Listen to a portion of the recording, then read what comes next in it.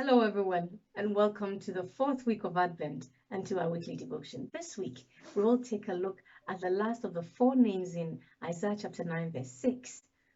I believe that in the past 3 weeks, you have discovered something new about the person of Jesus, which has strengthened your faith in him. Let us read our Bible text from Isaiah chapter 9, verse 6. For to us a child is born, to us a son is given, and the government will be on his shoulders, and he will be called Wonderful Counselor, Mighty God, Everlasting Father, Prince of Peace. Amen. The title of this week's devotion is Jesus, the Prince of Peace. We're all familiar with this sign, right? It's most commonly known as the peace sign. Peace is something that we all long for, whether it is the absence of war or a state of mind where we can feel calm and undisturbed. It is something we don't just wish for, but we hope that was how things were. The Hebrew word shalom, translated into English as peace, means wholeness, completeness, well-being, good health. It is the kind that transcends into every area of our lives. But what has this got to do with the baby in the manger? The baby in the manger was born under chaotic circumstances into a chaotic situation and in a chaotic environment. Jesus' mother's pregnancy, while not yet married to her husband, caused confusion, disappointment, anxiety, and all manner of thoughts and emotions in the minds of both Mary and Joseph.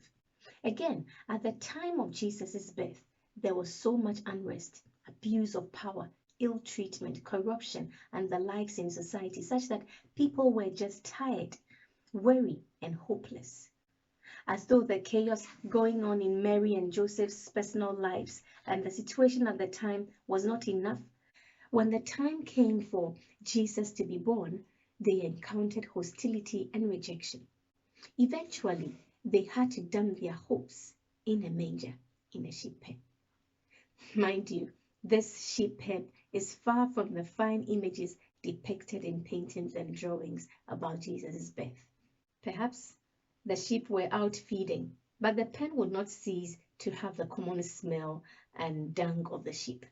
If you have been at the zoo before, you probably have a little idea about what the sheep pen looks like.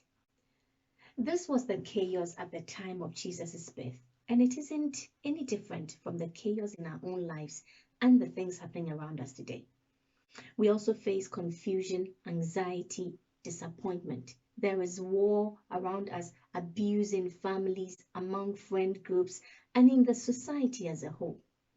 We face rejection and hostility, and sometimes we feel hopeless about our situation and just want to give up.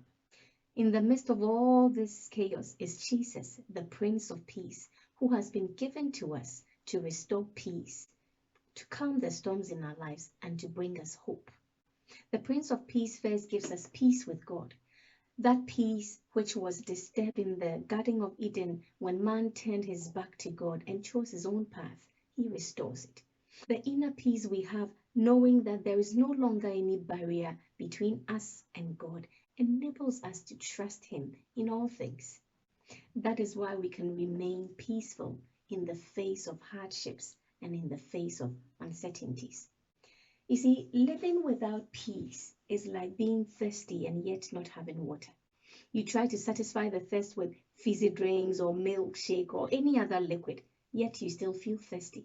It is not until you have drunk water that your thirst subsides. My dear young one, nothing in this world can truly satisfy your innermost yearning for that completeness and tranquility. True peace is found in the baby wrapped in the manger, Jesus, the Prince of Peace. And true well-being is found from knowing him. Amen. Our memory verse for the week is from 3 John 2. Beloved, I pray that you may prosper in all things and be in health, just as your soul prospers. Amen. Merry Christmas and have a blessed week.